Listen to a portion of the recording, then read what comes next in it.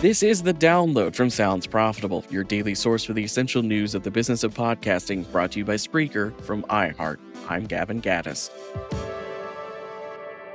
Here's what you need to know for today, Monday, September 16th. First up, why you'll get the best of the BBC first on BBC Sounds.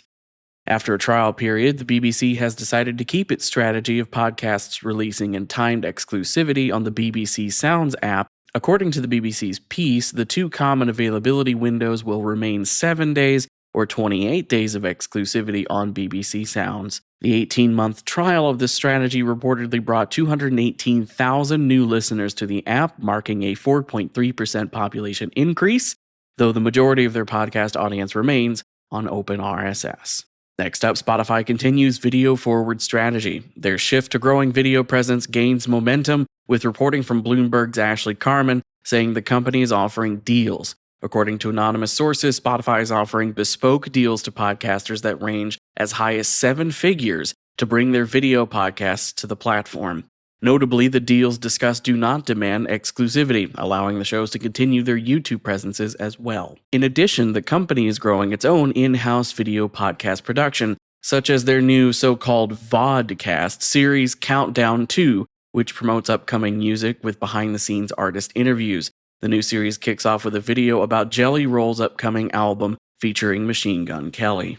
And finally, don't go dark on advertising during election season, new research suggests. In new data shared by AdExchanger, TV and video measurement service iSpot recently ran a survey to gauge how consumers feel about ads during political cycles, with over 24,000 individuals surveyed. The results are in. According to the survey, and this is a quote from the article, quote, 23% of Americans say they're annoyed by political ads, but their annoyance doesn't carry over to brand ads that surround political campaigns, end quote.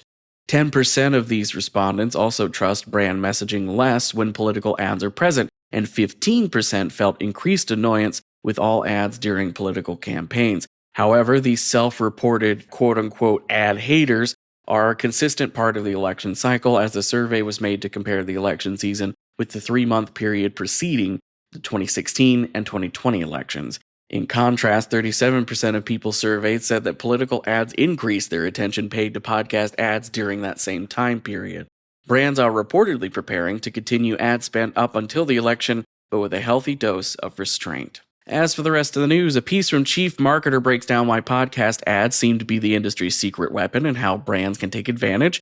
The Podcast Business Journal interviewed Steve Pratt. The media leader tested Google's audio overview by generating AI-hosted podcast conversations, and Brian Stelter, writing for Vanity Fair, covers the political utility of podcasts and how easy it is for conflicts of interest to create a quid pro quo atmosphere. Be sure to check out the links to every article mentioned right in your podcast listening app or at soundsprofitable.com, where you can also subscribe to the newsletter version. The Download is written and produced by Newton Shuttlecotti, myself, Brian Barletta, and Tom Webster. This episode is hosted on Spreaker. For Sounds Profitable, I'm Gavin Gaddis. Download us again tomorrow.